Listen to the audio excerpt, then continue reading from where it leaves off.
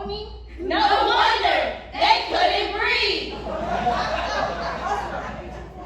In 1848, long before women could even vote, Elizabeth Cady Stanton had written that married women are dead in the eyes of the law. That's not fair! That's not fair! And you are completely under the domination of your husband. That's not fair! That's not fair! Who own all the property and can beat and imprison their wives without any legal consequences. That's not fair! That's not fair!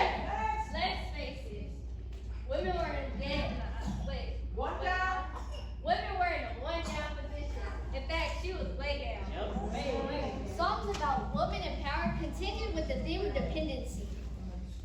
In the 20s, Betty Boop, a popular cartoon character based on black female jazz singer Baby Esther Jones, sang about her aspiration to get a man, with the #1 song, I Want to Be Loved by You. Betty Boop sure was entitled for her intellect. One of her favorite lines was, I tried to teach, but nothing happens.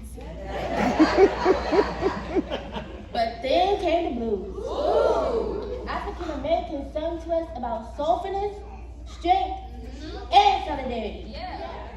They struggled and sang for racial justice and for equal rights to men. Blues originated in the Deep South around the 1860s.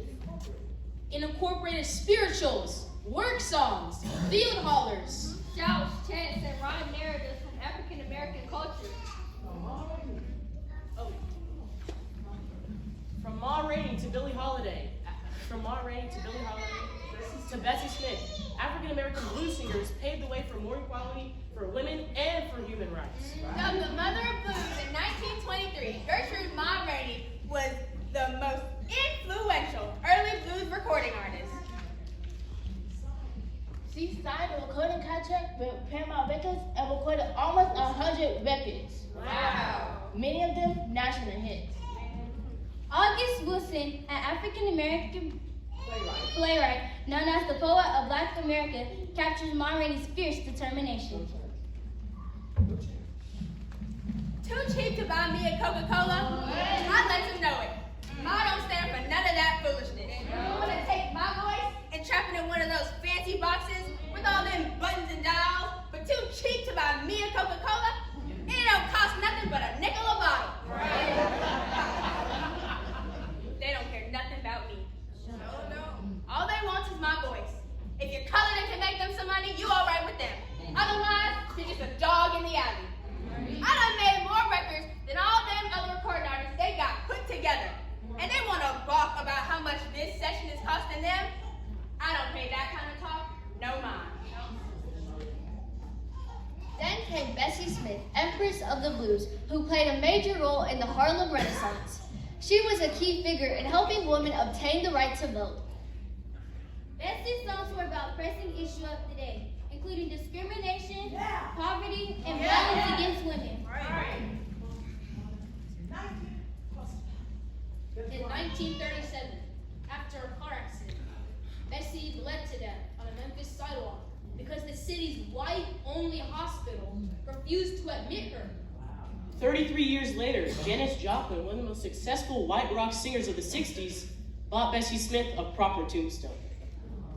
Then Billie Holiday soon followed. She became a trailblazer for the civil rights movement. Her songs paved the way to equality.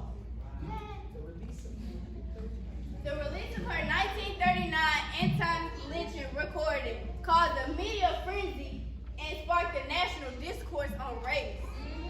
Strange Fruit addressed the lynching of black people in the South. They were often murdered for fictitious or minor offenses. Without a legal process, was often done by hanging them on trees. Billie Holiday's lyrics referred to the hanging victims as strange fruits. In 1999, Time magazine voted Billie Holiday's Strange Fruit the most important song of the century.